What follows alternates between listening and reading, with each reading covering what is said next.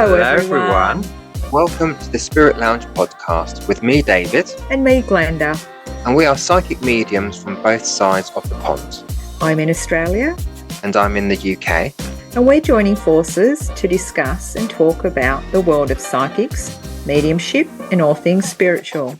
We might even throw some random life topics in there too. So come with us now on our podcast journey. Let's see what's happening in the Spirit Lounge for today's episode. Hello, listeners, and welcome to Spirit Lounge this week. We have a special guest on with us this week, but firstly, I would like to say thank you for listening and thank you for downloading and supporting us. I want to say hello to my co-host David over in the UK. How are you, David? I'm all right. How are you? Good. And we have our special guest here, Dominic Boag, over from the UK. Actually, he's in the US, in Boston. And Dominic is my mentor, very, very special to me. So welcome, Dominic.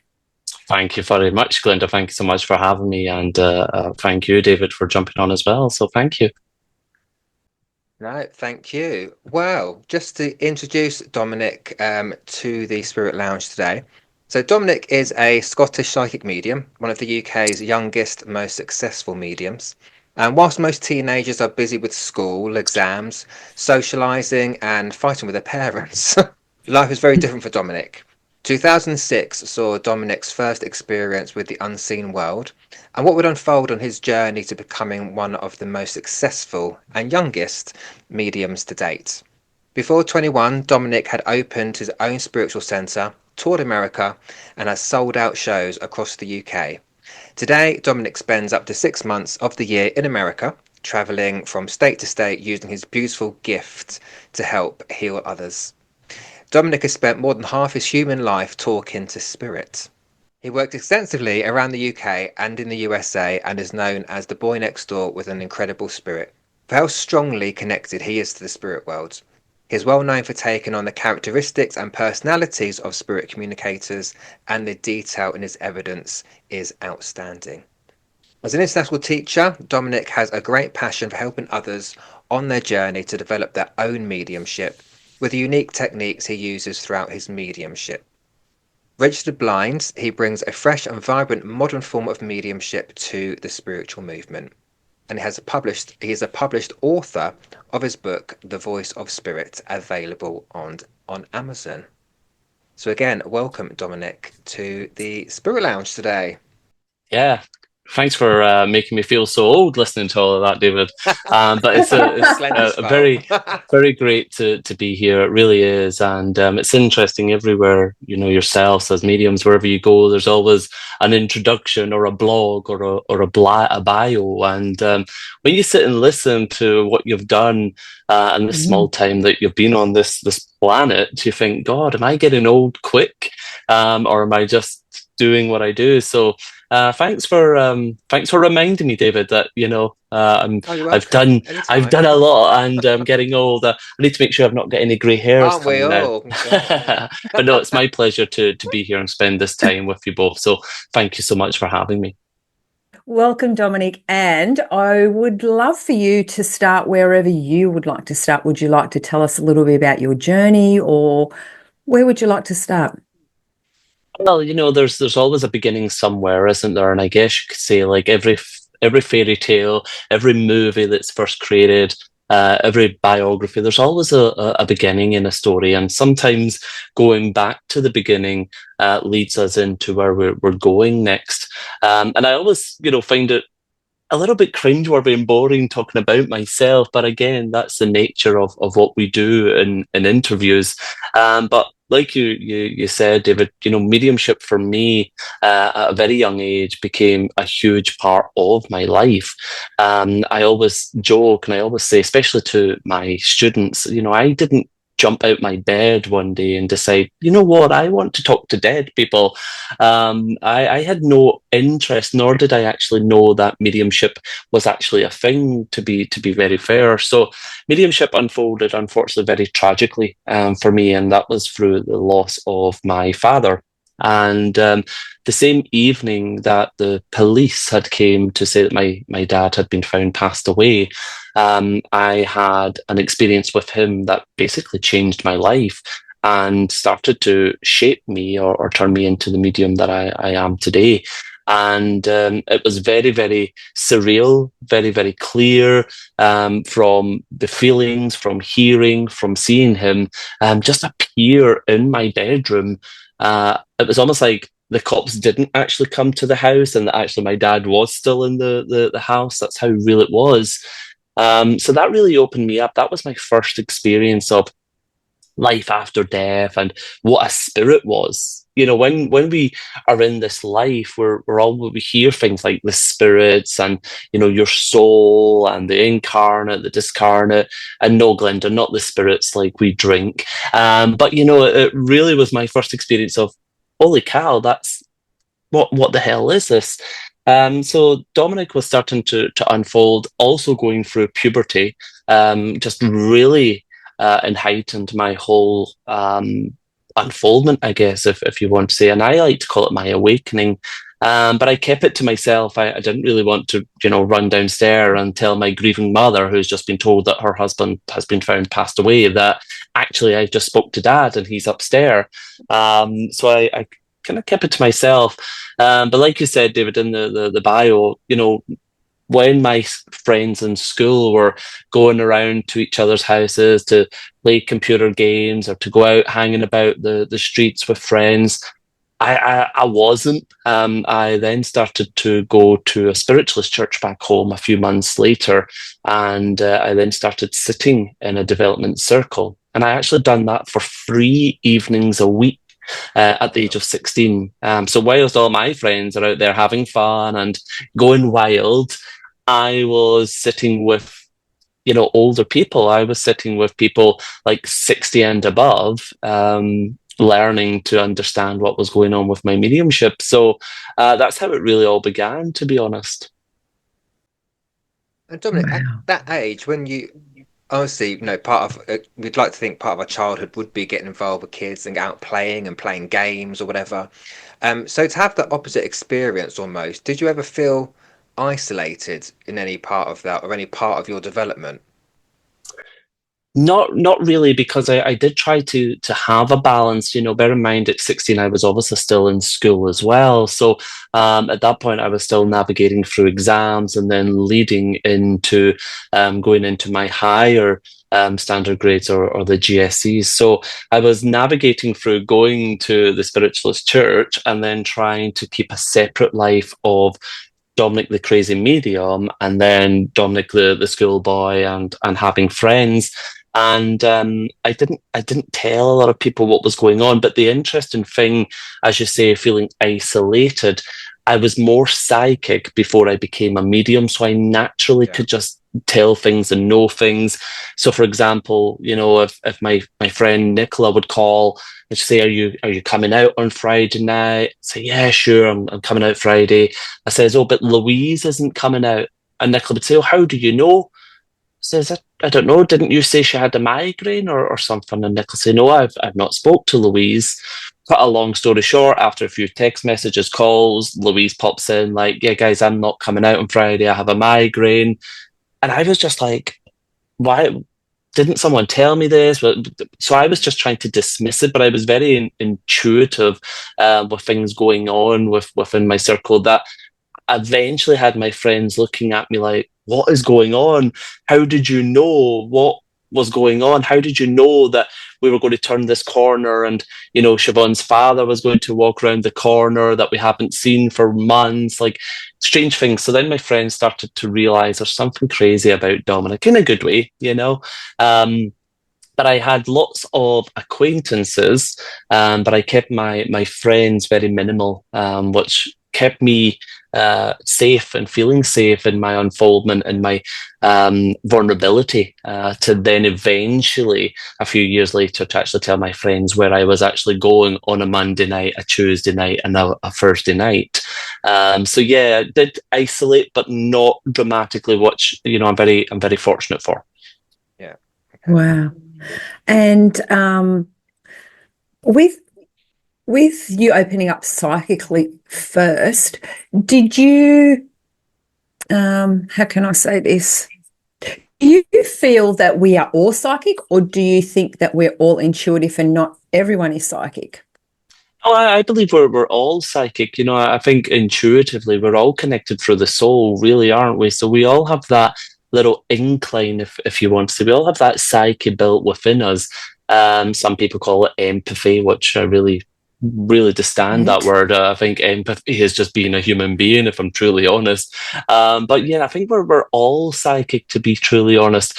And for me, being psychic is very, very easy and very simple for us naturally if we choose and if we allow ourselves to just be human and have that experience with each other.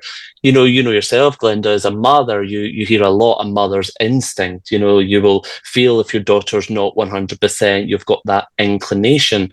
So do we go into that's a mother's instinct, or is that being psychic and intuitive? Well, it's probably a mixture of both to a degree. So yeah, I think it's in our DNA. I think it's part of our consciousness. It's part of who we are as living souls, that we're all a little bit psychic or psychotic, whatever you really want to say. Oh, absolutely. And with your unfoldment, being, so young, do you, and now in your 30s, your Oh, thank you 30s now, very aren't you, much. Dominic? Yes, I I am. just I'm 33. I'll That be is it, heard. Glenda. 34 this year, 34. Do you still keep your group small? I do. I really do. And again, when you travel the world extensively, if I do, you meet a lot of people, and these people come into your life, and they become friends. You see, they become friends. They become people that you build a relationship with. But are they what you would call your core or your main people? They're not. They're really not. But they're in your life for a reason. And every place that you go, it's nice to have a friend, isn't it? So I do keep my circle very, very small. I still have the same best friend from way back in school. Don't see her as much, but she just lives around the corner. We're still so connected. And again, some of my students that I taught from back home, one or two of them have become really good friends. But yeah, I still keep it small. But again, maybe it's because I'm boring and I spend more time with the dead than what I do the living, and have more friends in the spirit side of life than what I do the physical. I don't know. But when I'm at home and when I'm not traveling, my friends actually come more in the shape of my family, being able to actually spend that time with family that is so rare as well. So it's a mixed bag of cats, I guess you could say, Glenda. Yeah, fair enough. We get that. Definitely get that. Yeah, it's a lonely place being a medium. To be fair, like I said, I don't want to say I was very popular, but I had a lot of friends when I was young. I say that as if I don't have friends now. I did have a lot of friends when I was younger, which I'm very grateful for. But when people start to realize what ability you have and what you can do, a lot of people then try to stay in your life for what they can gain from you. And Oh, yeah. along the way, I started to not lose some friends, but the connections just started to go in different paths, which is natural. That's okay. Some friends didn't necessarily want to be around Dominic because they don't want Dominic to know what's going on in their life, or think that I'm sitting reading them every day or every time we go out for dinner or lunch, which I couldn't think of anything more boring, or to be honest. So that's their insecurities. It took me a while to realize that some people or some friends were actually tapping out because they didn't want me knowing what was going on at home. Because if I knew what was going on at home, maybe I would contact the police or contact people to, indicate their situations. And, there's that misconception that a psychic is constantly reading or becoming aware of you, which again is certainly not the case. And then drawing that line with friends of, am I going to have another baby, or what do you think about this? What's my relationship like? And you start to realize actually this relationship is a one-way street. You are just coming and taking and taking and taking, but where were you when I need you? So there comes that point where friendships start to change and friendships and relationships start to go in different directions, which is great. And that's why I'm very, very firm with, you either come into my life as a friend, you'll never be a client. Or you come into my life as a client and perhaps our friendship will grow, but I will never read for you again. I never read for friends or family, never. No, And I just do not cross that line, because I want the friendship to be organic and a friendship to be a friendship, not for what maybe ability I've got. You know, I'd love to be friends with Celine Dion, but do I want to be friends with Celine Dion because she's a singer and she's a fabulous singer? Do I want her to do private concerts for Dominic? Absolutely. Do I want to be a friend with her just to be a friend? Well, no, I just want the concert. So it's learning to navigate your boundaries. Oh, absolutely. We agree with you there 100%. Yeah. And I think that's a very good point, because people don't get that, and people don't understand it. Like the muggles, or, you know, people that don't do this don't understand how strong a boundary we have to have. Yeah, absolutely. But I do disagree. I think that you would really want to be friends with Dolly Parton. I know that for a fact. I was just listening to Dolly Parton just before I came on. It's 40 years of Dollywood. So yes, absolutely. Wow. Yeah, Dolly, if you're watching, I know you're a devoted Christian, but, you know, so am I. And, you know, you can contact me if you want. Yeah, I'm a Dolly girl. I love it. Oh, I knew it. I actually nearly bought a T-shirt that said "I love Dolly" just for today. Oh, wow. I would have loved that, you know. I know. Oh, I love it. So, Dominic, you spent nearly half the year in the US, US, UK. What is the difference like with the people or the mediumship? Like, is it different? How does it go with the different approaches with mediumship with the US students and, you know, the UK Scottish students? How is it different? It's different. It's different everywhere. You know, in Britain, we've been very spoiled with really incredible mediums from the past. You know, we've had really good teachers, really good mediums, but also it's been very not mainstream, but, you know, there's a lot of spiritualist churches, so it's been really accessible for education. Whereas in the States, it's I don't know. There's a difference in a sense of the purpose of the mediumship. You know, the mediumship in the UK is all evidence based, which is needed. We need evidence. We cannot just say to someone, "I'm communicating with your son," and hope that they will trust and believe you. We need to have the evidence that can validate. Well, if you're a stranger, how did you know that my son's name was Kirk and that he passed away at 19, etc.? Whereas in the States, it's very, without being rude, it really just comes down to poor education. It's very, very generic, and it's very wishy-washy in a sense. So they're more about the message. And even in the spiritualist churches in the States, you know, the medium will go direct to a person in the audience and say, "I have your son in the spirit world, and he's holding a candle and he's shining bright for you, and don't worry about him. He knows you love him." And the person receiving doesn't communicate. They're not allowed to say yes, no. And, you know, we don't know if the person has a son in the spirit world or not, but they're given that information anyway.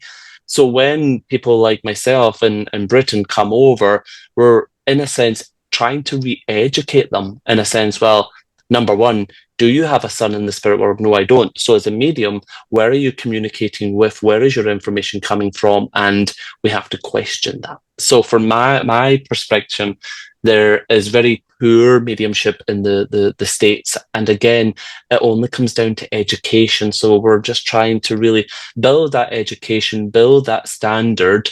And there's a light bulb moment, I guess. You know, I've been teaching in the States now since I was 19, and there's a light bulb moment when, you know, an American audience or American students come and see mediumship that maybe I do, and you see them going, and their mouth wide open, their eyes like, "How did you get her name?" Or "How did you know that they lived in that street?" Or "How did you get that?" And it's like, it's not that I got it, it's I was given it. And again, it's just trying to say to them, yeah, you've got that beautiful message and what you're saying sounds so beautiful, but who is actually giving you that information? Where is that information coming from?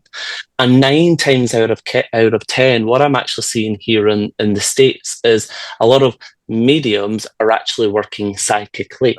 So they're stepping in and they're working psychically, but they don't actually have an intelligence, hence why the information is very generic. Whereas in the UK, I guess you could say spread out in the UK, but I will just say in Scotland at the moment, because that's where I'm from, you need to be able to give your recipient or your client or your audience member good detailed information to validate who you're claiming to communicate with. They will not tolerate a grandmother, great-grandmother figure. They will not tolerate maybe she was in her 40s, 50s, 60s. They want specifics. And that's because we have been so blessed with really good mediums that have had that standard. So that's kind of the difference, if that makes sense. Yeah. Oh, absolutely. Yeah. We were actually talking about that, weren't we, David? We were talking about that, how we watch a lot of dems on lives and stuff like that, and a lot of the Americans go psychically. You can see the difference. And again, it's you can tell them there's no intention of them doing that. They do not deliberately set out to do that. It really just comes down to the education. And one thing that I do love about the Americans is they are eager to learn. So hats off or kudos to them. But again, we have to be firm and say, okay, I get your passion and I get what you're doing, but now I need you to look at it from this perspective. Because if we don't be firm, and if we just go, oh, that's nice, that's beautiful, then it then starts to go into a very dangerous place of, maybe a grieving mother who is on the brink of maybe taking her own life to join her child in the spirit world. And if she's going to come across someone who read a book or watched a YouTube video or took a 6-week course and now think they're a medium and starts to give misconcepted information, then it's very damaging, it's very dangerous, you see. So we have to make sure when we are doing things like this, just on this podcast, education, knowledge, there's a true saying that knowledge is power, and I think there's something very special in that. Yeah. Absolutely. And that's what both me and Glenda are like, whether we're teaching together or separately, we are very much about, we can read all day long, but we're also about the education, making sure people are getting I guess, I don't want to say the honest truth, but from our perspective at least. Because whatever we say is just an opinion, but again, we want to make sure we give the right information as well. So with that said, Dominic, when you are teaching, is there a particular topic or subject which is a must that you will always teach that and you're passionate about? So for example, for me, with the mechanics of mediumship aside, I'm very passionate about always teaching the ethics that go with the job, because I think sometimes we do see, if being honest, not everyone has those ethics when they're working. So is there a subject that you're always passionate about that's always included in your teachings? Ethics is very good to touch on. And, someone recently, I was on another podcast with a lady, Nancy, and she finished off with a question of what makes a good medium. And my answer to that is a decent human being. You see, and ethics for me, we and I love what you're saying. We shouldn't need to be taught ethics. That should come natural. Someone who is working with integrity should know ethics. And one thing I will say is, someone that's truly working with the spirit world, they will have natural ethics as well.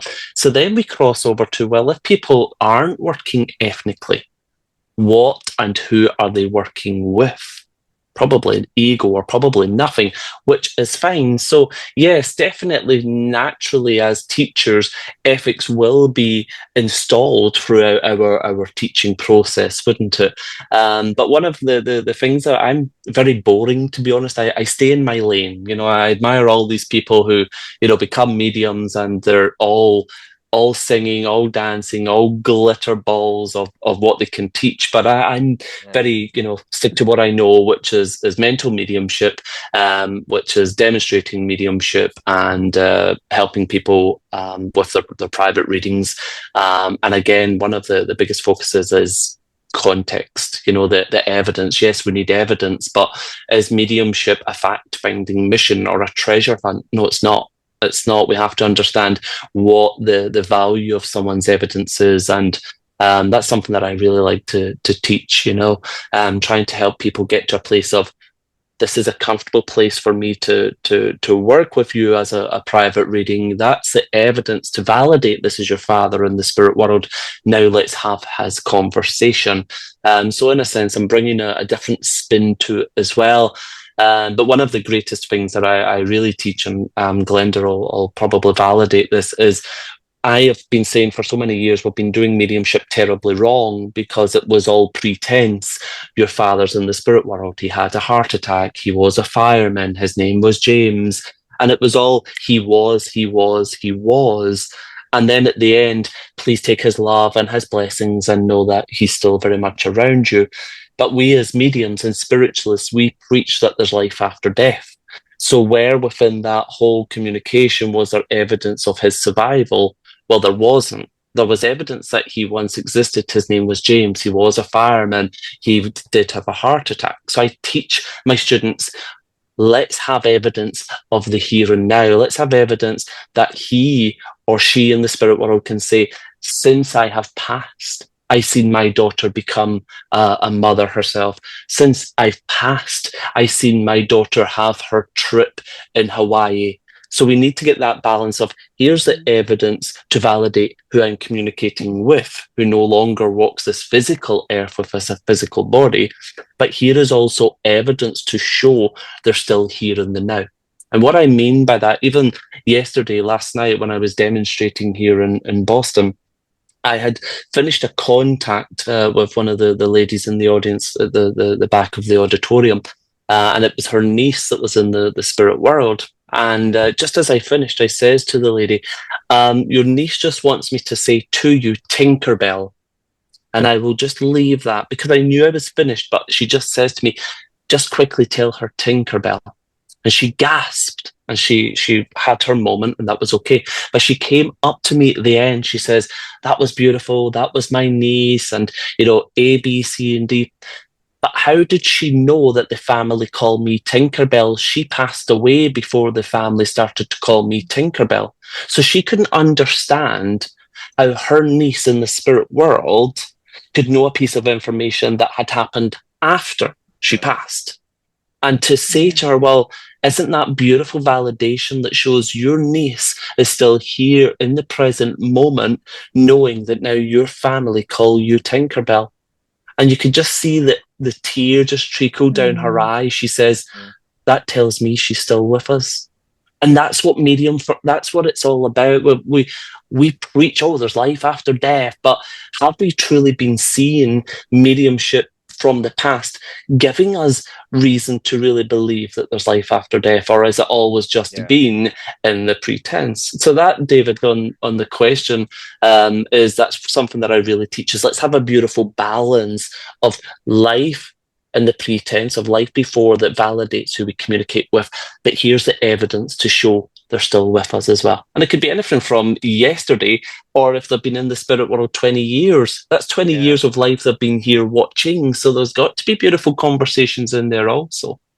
Yeah, no, I'd absolutely agree. Definitely. That's what I try to strive to do. Don't always work, but that's what we try. Hey, it doesn't always work, does it? But that's the beauty of it. but it is that proof. It's trying to give that they are here now, watching over you, watching what you're doing. And I think that's very, very. That's what I want to hear. If I'm going for a reading, I want my 5 bits of information. Who have you got? Okay, yep, you've got my mum. Now, prove to me that she's with me every day. Mm-hmm. That's what I want to know. I already know who she is. Tell me what she sees that's going on in my life. That's important. And I'm always conscious about that. And I think that Drill Sergeant Dominic really drilled me with that in my teachings. It was always, so important. And I like to have people feel like that their loved one is with them, and that's so important. And you do that with your work all the time, Dominic. Like, you make people, they cannot discourage it that their loved one is not speaking to you or feeling you. So on that, with you losing some of your vision or a lot of your vision, your other senses have heightened. Can you speak a little bit about that? Yeah, absolutely. So for me, that had changed my mediumship and Dominic as a person, of course. But when I was first developed, I was very clairvoyant, so I could see the spirits. If I looked out into an auditorium or whatever, I could see the spirits standing beside their people very, very clear. So I was so, I guess you could say, cocky, like the lady with the blue shirt. I could see this man, and I could describe what he looked like. And I was so confident, I was comfortable in my mediumship. But then things started to change with my physical vision, which really prevented me or limited me then being able to look out to a physical audience and no longer see the audience, never mind the bloody spirit world. So I went into a deep depression for a period of time, sulking, why me? Why is this happening? And just really trying to come to terms with what was going on with Dominic, not Dominic the medium, Dominic. And that's something that a lot of students need to allow themselves to be as well. Don't try to be so spiritual and holy. Be a human being and merit that human life. And I just kept getting pushed back to my mediumship, even though I took some time away in that depression. And when I put my big boy pants on and, when I went back to it, I said to the spirit world, if we're going to work together, if we're going to continue this team, then we need to work differently. And if I'm going to stand feeling very vulnerable and not able to see you anymore, then I need to be able to hear you. I need you to give me your name, tell me this, or tell me this and show me this. Like, I then started to say to them, is it possible for us to work in this new way? And that's when my clairaudience really started to work. So as that whole saying goes, when one sense changes, then the others in heighten. If one sense is deprived, then the others will strive. And it's very, very true. My clairaudience had magnified, if you want to say, but also so did my clairsentient. So did my feeling and my sensing of the spirit. So it really changed, and I had to navigate that. It was almost like developing mediumship all over again because it was all new. So it was almost like going back to kindergarten with the spirit world and trying to navigate it. And I had to rebuild my confidence. I had to rebuild my confidence of standing sometimes in front of 20 people to maybe 300 people and stand in my power and say, friends, are you there? Are you there? Come close. And touch wood, it's worked. So hopefully it continues to work. But yeah, that was a roller coaster, Glenda. That was a very touch and go moment in life for me, which I had to turn it from my negative into my positive. I had to rise from those ashes and become that phoenix. Either it makes you or breaks you. And thankfully, Spirit stepped up. And that's something that we need to remember. And I don't know so much yourselves, guys, but, in mediumship, we have to build a relationship with the spirit world. We have to build a marriage, a relationship, a team of how is it working for you? It didn't work so well for me. So we have to educate each other, medium and spirit and medium, of how it's working. David, you mentioned earlier about the mechanics of mediumship. We have to focus on how we as mediums are receiving from the spirit world, and the spirit world need to know, is it working? Are we doing okay? So I had to rebuild that relationship with them. Yeah, it's you answered all the questions I had written down to ask you, and I I'm said to psychic. David, I said to David, we won't even have to ask Dominic any questions because he's going to know exactly what we're going to ask. Like, you answer them without even, asking, but that, that was one of my questions, is how important do you think the relationship needs to be with the spirit world? Because so many people do a weekend course or a course here and there, and they're out doing professional readings, and it's like, you can't do that. No, it's something. This is how important it is. Well, it comes down to, again, integrity, doesn't it? And sometimes I always say to myself, how do they sleep at night? But again, that's their journey, and that's not for me to discredit or whatever. But for me, I always say to my students, isn't it a shame? And if we're truly honest mediums and human beings, then we will all fall into this. But isn't it a shame that we only go to the spirit world when it's time to give a reading or give a demonstration? You see, how often do we, maybe when we're not working and not doing any readings or demonstration, maybe we're on vacation, or how often do we really check in with the spirit world and say, how is it going for you? What should I do different for you? Can you help me with this? We don't do it enough. And that's what I always say to students, build that relationship. Don't be an user and abuser of just going to the spirit when it's time to perform. Build that relationship. Glenda, would you just go to your beautiful husband just when you want money? Like, okay, right, time for the money. Give me the money. Give me the money. Or have you built that marriage and that relationship? Sometimes when the money's dried up or when there's no money, well, there's the compromises.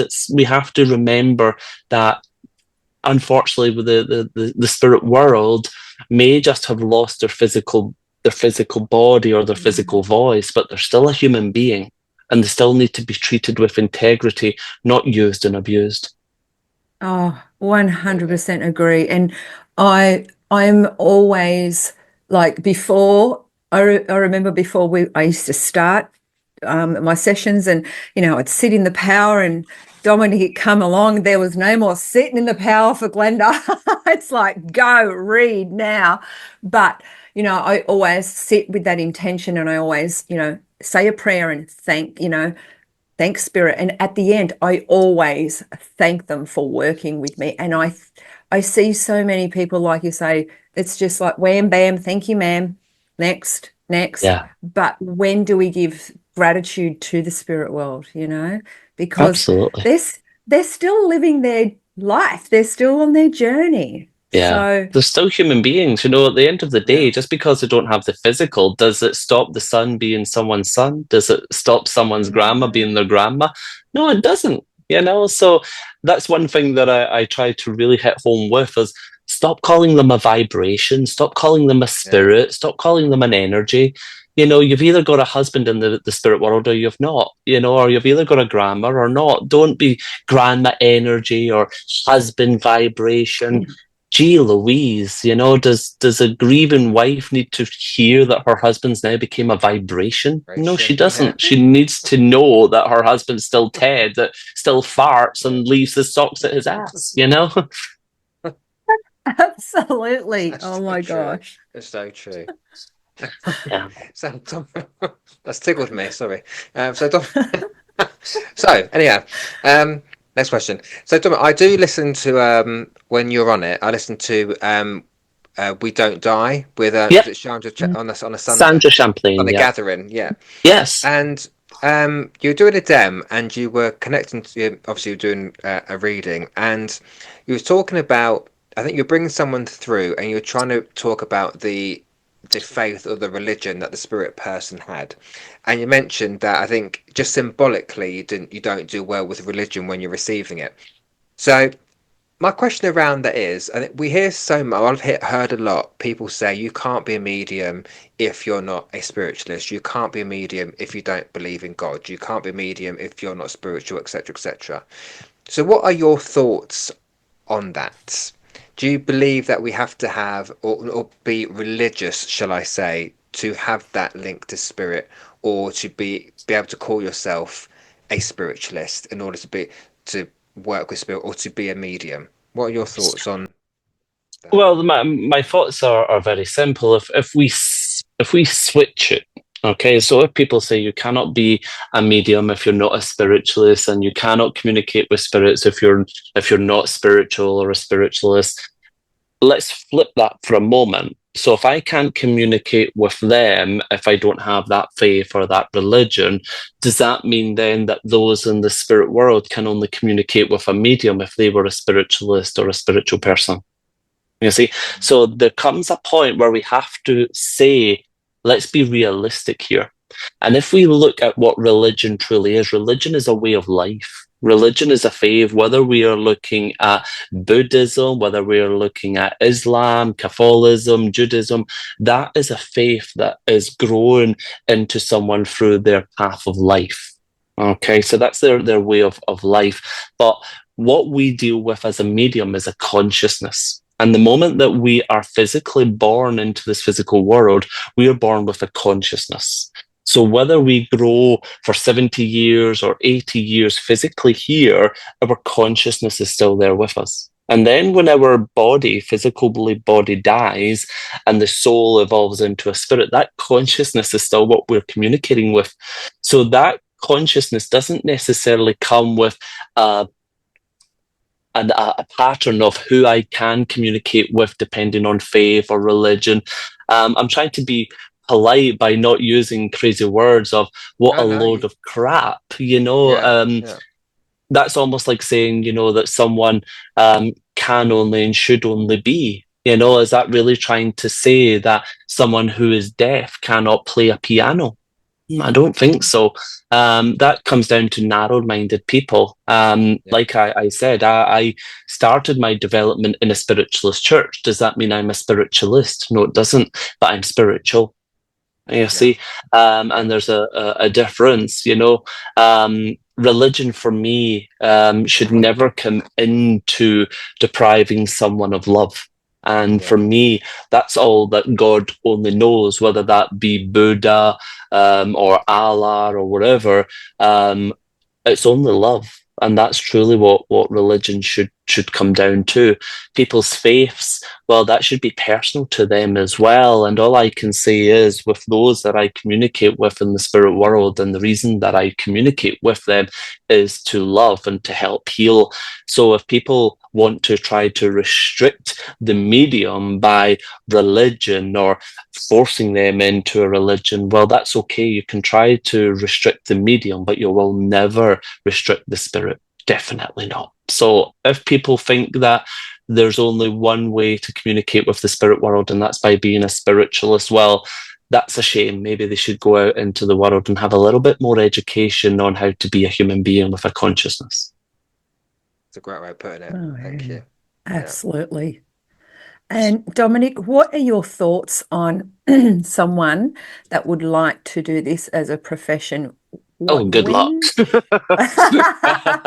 We only had this discussion about people thinking that, you can make a quick buck and, you can do this just like that. So when is the appropriate time that someone could step out as a professional medium?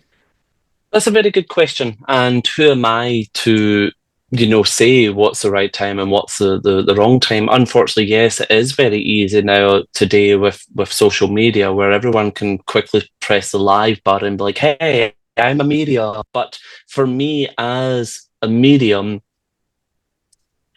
I think allow the spirit world to present the doors to open for you. Allow the spirit world to take you on that journey of now it's the time. And if you are developing properly and working integrity and working with the spirit world, then the adventure itself should be beautiful. Don't focus on the destination. Appreciate the adventure that you have with the spirit world.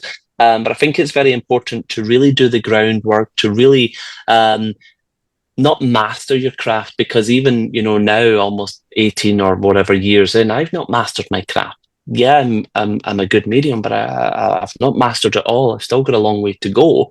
But again, the labels that we are so easy to put on, everyone now, because of Zoom, everyone's now an international medium. Everyone now is, a this or that. When I first developed, in order to be an international medium, you had to have 3 contracts in an international country with a spiritual organization consecutively for 3 years, you see.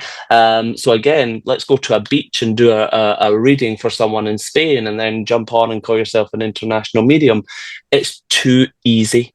It's too easy for people to fall into this trap. And unfortunately, social media for me has become a demon for allowing a platform for people. But it serves its purpose for others. It is what it is. But all I could say for people that do want to do this as a profession, really think about what you are doing and really think about, are you, I don't want to say good enough, but are you receiving from the spirit world enough information that gives you the credibility or the reputation to actually be that medium? You know, for me, Glenda, as you know, and it's in my book, I had no intention of doing this professionally. I had my whole life mapped out. I was going to become a police officer. I was doing it all. And I eventually would have gave up my spiritual practice as a medium because I was then going to join the police. But Spirit had a different agenda for me, you see. So just allow the spirit world to take you on the adventure. Don't you try to control it, navigate it. I see it all the time, you know, mediums coming up into this world like, you know, great, I've got so many followers and I look like I'm doing wonderful and, you know, maybe doing some shows or events, but after a year they then start to go quiet, and then before you know, they're back working in the hospital or back working in a diner or a restaurant because they've tried to force the journey. They try to make it work and they're missing the realism. They're missing the effects of, well, actually Spirit's in charge of this journey. You know, I always have students that will come and they'll say, oh, Dominic, I want to be a physical medium, or I want to be a healer, or I want to be. And I always say to them, oh, that's nice that you want to be, but what about the spirit world? What did they want? You see, so when we start to try to manufacture or change the journey that the spirit world have, then they will quickly take it away or change that as well. So if you do plan to come into this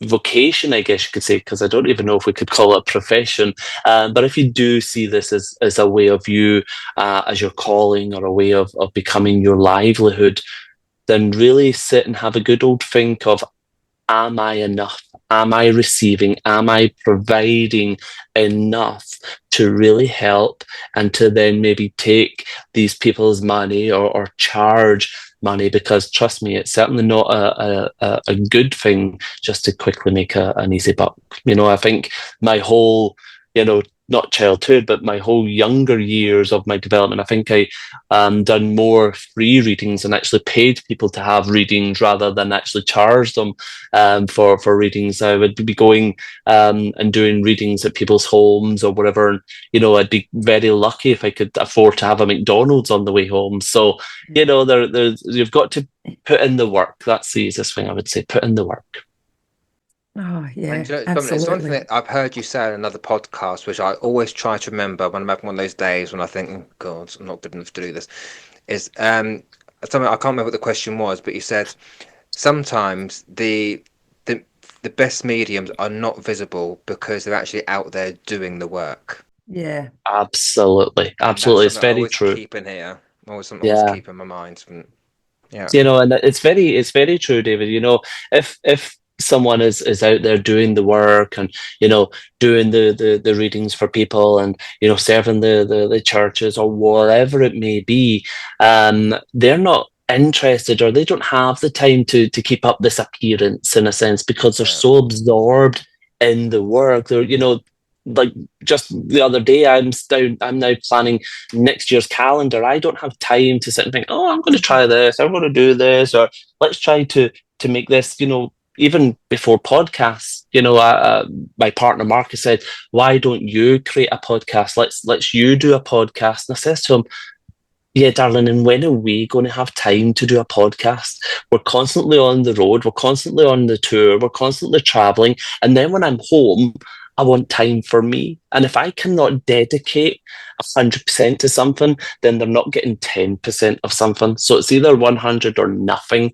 And I admire these people that can jump on and quickly, blah, blah, blah, blah, blah. Wonderful. But, there's got to be a point where I have to say, well, if you've got all that time to do all of this, then what are you actually doing with your ability, if there's an ability? So you're absolutely right, David. The mediums truly out there doing the work will probably have a very minimal social media presence, and maybe not even a lot of followers as well, because that's not the importance to them. Yeah, and that's why I resonated with so much of what you said. Sometimes you do think, what am I not doing right? They've got all these followers, and I think, well, actually, I'm really busy. I'm out here doing what I need to be doing. So. Yeah. Social media is, like I said, it's a demon. And if we really were to dive into social media, you will actually start to realize that those with all the thousands of followers, when they put posts up, maybe have 2 and 3 comments out of all those thousands of followers. So we have to then start thinking logistically, have we got robots? Have we paid for things? Which, believe it or not, a lot of people did back in the day, just to try to make themselves the stature. And this crazy thing that people now do as well, they actually pay Facebook money to have a blue tick just to be recognized. I know. It's like, you want a blue tick? I'm like, seriously, do you really think you're that important to be celebritized just to? And again, it's their journey. But David, all I ever say to my students is, if you stay true to yourself, the spirit world will stay true with you. Okay. Yeah. And a true medium will not be around for a year or 2 years. A true medium will be around for a lifetime. I see, and if you look at all the greats that walked before, they had longevity, and that's because they had spirit by their side. Yeah, completely. And what was it like to work with Gordon Smith? Because I love Gordon Smith, but I saw that you work with him. Yeah. It was great. Our paths had never crossed, which was very interesting, and just divine timing. I guess a few years back, I think it was maybe last year, his management had reached out to me to do an event with him and James Van Praagh online, and we just really hit it off and got connected. Now, rather than being a colleague, he's actually a very good friend. He actually just called me just before I was jumping on here, which was funny. I'm like, I'm jumping onto a podcast, I'll call you later. But for me, if we look at Gordon's mediumship, and that's why I talk about, we had so many great mediums. Gordon still to this day blows me away, but he could stand in front of thousands of people and say, okay, I've got Glenda McGregor in the spirit world here, and I know that she's here for her daughter Jennifer, who your mum passed away when you were flying back from New York and you lived in 8th Street. Like, he was just boom, boom, boom. And that's the way mediumship should be. And he was just so connected to spirit. So we hit it off really well. And, in his words, he just keeps saying he sees me as a young version of himself, which is, I don't know if that's a compliment or what, but he's just, he's a man with integrity. He's a true ambassador for spirit, and he's just a decent bloke. He really is. And he's got great stories to tell with the things that he's done with his mediumship. So yeah, feel very lucky, very fortunate to call him not just a dear friend, but as a colleague as well. Absolutely. I've watched his work for quite a few years as well. Yeah. He's amazing. Yeah. Amazing. So I have a couple of quick little questions. I've got 2 important questions. Dominic, tell us one thing about you that people don't know. Surprise us. One thing that people don't know about me. Well, I could put both legs behind my head. I'm very not athletic, flexible, and I don't really know. That's a good question. I've been on television, not as a medium, but as an actor on television commercials. I really don't know, Glenda. That's a good little question. Good. Yeah, good. Never knew that. Very nice. Oh, he might give you a bit of a run, because David was into his gymnastics, so we could have a little bit of a flex off. So flexible anymore, my darling. Not at this age. Wow. Can't Well, see that. my great grandparents actually came from the circus. They actually formed a circus back in the UK many years ago. So, yeah, grandparents that were trapeze artists. So I think maybe it's in the DNA Wow, somewhere. must So be. yeah, I guess you There could say you I could be go. the circus clown. Oh, that's amazing. And do you have a go-to comfort food after you do a dem? Oh, well, I'm a kebab guy, but a British kebab. I know kebabs are Kebab. different all over the world, but a good doner kebab, or a hoagie, which is basically doner meat with chips and cheese or fries and cheese.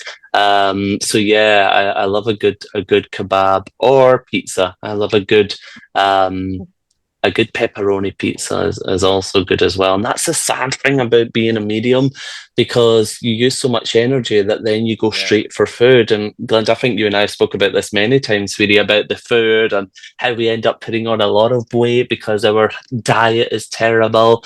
And also, just to throw it in as well, sometimes when I come off stage, you are more likely to find me at the theatre bar having a quick pint of beer to really settle me and bring me back to my human life as well. So, yeah. Well, I have one very important question that I ask all my guests now. Dominic, do you believe that that pineapple belongs on pizza? You know what, sweetie? I've had pineapple served on pizza. I've had pineapple served on barbecue grills and coleslaw.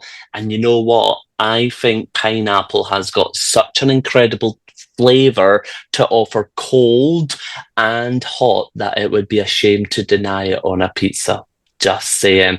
My Yay! friend Scott, Scott Milligan, he actually puts vinegar on his pizzas. So again, who are we to say what's right and what's wrong? And do you know what? See if it makes your little soul sing inside because those taste buds are going. Friggin' enjoy it. Friggin' enjoy it. And who comes up with crazy combinations? I always say, you know, how did we get to this place of having pepperoni on a pizza? Well, people put it on. What about pineapple on a pizza? Someone tried it, someone liked it. So again, just fill your boots, enjoy it. But yes, I do think it's delicious on a pizza. Awesome. So I'm Yeah, winning and just lost David's like 1,000 losing. followers now, didn't I? David doesn't believe in it, so it's against his religion, apparently. Not believing in Oh, it. yeah. Well, Yes, but I'm so religious.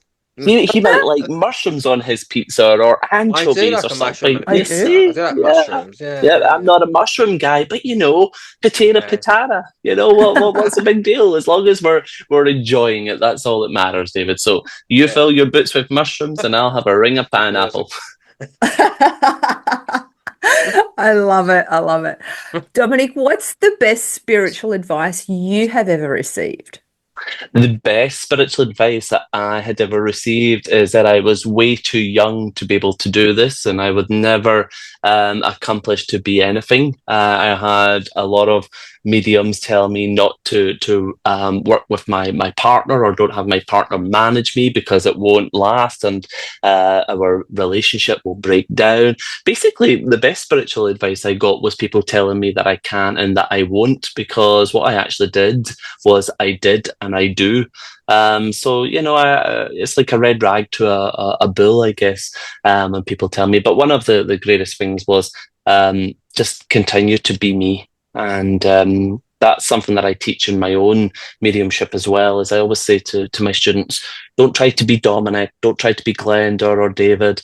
Be you, because clearly the spirit world's seen something very special in you to work with you. If you change who you are to be like someone else, you're changing their big map that they had for you. So just stay true to yourself, be you, because you are special enough. Great Absolutely. advice. Great advice. And Dominic, after all Absolutely. these years, do you still get nervous before a platform dem? Everyone hates it when I say this, but if I'm truly honest, I don't, David. I really, really don't. Number one, because I cannot see my audience, so I couldn't care less that there's 500 or 50 people staring at me. But number two, I don't want to go into a place of creating that energy of, can I do this? Can I not? What if, what not? I don't have control over it. I'm never going to have control over it. But what I do know is I'm going to go out there and I'm going to stand and I'm going to say, hello, ladies and gentlemen, I'm Dominic Boag. Here I am. And hopefully they're going to show up. So no, I really don't. I really don't. I've done this now for so many years that I just get on with it, if that kind of makes sense. And I try and just stay in a positive, exciting place. Glenda will tell you, I actually don't think about my work. You know, I'm sometimes just rushing on stage, putting on my jacket, like, I've not had time to really think. And I think that's a good thing. I try just to stay in a upbeat, high energy and a positive place. So yeah, no, I'm not really. No. Great, thank you. Yeah. Glenda, well, back there to you go. for your last couple of questions. Oh yeah, I've got one more before the big ones. Do you believe we choose our life path before birth? No. I feel we are born through biology, through our parents coming together, and I'm very boring that way. And I just try to look at life in a very simple manner. We come, and through life that we go through, from being a child, our upbringing, where we live, our peers around us, our soul. We just go through life each day as it comes, and don't think we choose, because, like I said, I certainly wouldn't choose to come and be a medium. I certainly wouldn't choose to come and be blind, and I certainly don't think that a daughter would choose to come and be raped off of her dad all her life or anything like that. I think we should just, I don't know. I really don't know, but I certainly don't have any reason to believe that we come and choose our life path. I really don't. Yeah. Okay. Yeah. No, it's good perspective to have, because I know a lot of people in this movement believe that we do, but no, I enjoyed the different perspectives there. And again, you know, I've not been there. I've not died and went and know all the answers. I might go up there and finally realise that all those voices that I thought were people's loved ones were actually my imagination. So until I get there, I really don't know. And that's what really bothers me, especially in today's society. You know, it's so easy for people to have, you know, podcast interviews and say this and have books and say this. And David, you kind of said something earlier. Well, it's just their opinion. It's their experience. It's what maybe they know. But is there a solid truth in what we do in life? No, there's not, because we've not truly been there yet to uncover or discover. And that's the beauty of life. You know, I always say to people, just get on with life. Get on with it. Don't try to overthink it. Don't try to, you know, nail down the Da Vinci Code or whatever. Just be you and friggin' enjoy every moment that you've got, because who knows what's around the corner. Absolutely. Yeah. And I don't delve into that. I know a lot of people do all that past life stuff. I don't want to go backwards. I want to go forward. Yeah, exactly. You know, don't go backwards. You know, we're not going in that direction. Keep moving forward. Absolutely, Glenda. You know, we're not going in that direction. Let's try to stay forward. Yeah, that's it. Oh my gosh. Oh, David, you get to ask the last two questions because they're the big ones. Well, do I? Should we have a drum roll? Don't too excited. What we've got. Okay, so the first question: how has mediumship contributed to your personal growth and healing journey, and what insights or lessons have you gained throughout this work? Well, mediumship itself has really taught me that grief is something that we all have in common, and unfortunately grief is something that we cannot escape. And it's really allowed me to see that the greatest thing of life itself is love, and that love itself cannot die. So again, being able to see someone who is grieving and being able to just create a space for them to feel vulnerable and feel love, to grieve that person that they miss, is something that you and Glenda and our listeners will all have in common. Is we're going to go through grief, and it's okay to grieve. It's okay to mourn, and it's okay to be angry or upset or celebrate. It's a natural thing, like death. You know, it's something that we're all guaranteed, is that we're all going to go through that physical death. And it's made me really appreciate life and what we actually have in front of us, and not to take life for granted. not to take life for granted. You know, I feel very, very blessed and very humbled that I get to do what I do and do what I love. But it also reminds me to have a good look at myself as well, and to really reflect on moments that I've touched people's life, and wow, what they have been through compared to what I've been through. That's nothing what I've been through compared to them. So realism, I guess you could say, David. Yeah, absolutely. Yeah, that's certainly what I was saying. What was the other question? And the last question is: imagine this is your last day on Earth. What 3 truths or lessons would you want to leave behind for the world based on your experiences and insights gained through mediumship and life? Well, number one, don't let people tell you who you are. Don't let people tell you what you can and cannot do. Certainly one big thing that I would leave behind. Not to overthink things or worry about things, because it's not fixing it and it's not changing it.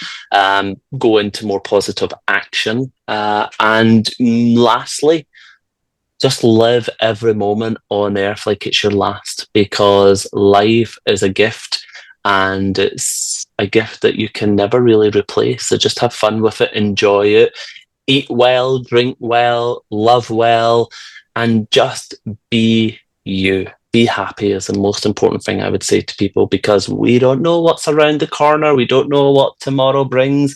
Are we ever truly promised tomorrow? No, we're not, but we're here in today. So let's make the most of it. That is Absolutely. beautiful. What a great place to finish. Absolutely. So Apart from one more where does question. Dominic, oh yeah. That's What's it. the No, you're question? asking it. Go ahead. Sorry. Where does Dominic go from here? What's happening in Where Dominic's do I life go now? from here? Now I'm on the spot trying to remember. So I'm here in Portsmouth, New Hampshire, which is on the East Coast. I finish here and then I head back to Boston. Finish in Boston and then I head to Orlando to teach at the Touching Eternity seminar. I finish there and then I head to Vegas. I finish in Vegas and then I head on over to Vancouver in Canada. And then I finish on Canada to then come back to the East Coast here in Boston to then eventually go home to Scotland in the UK. Wow. That's amazing.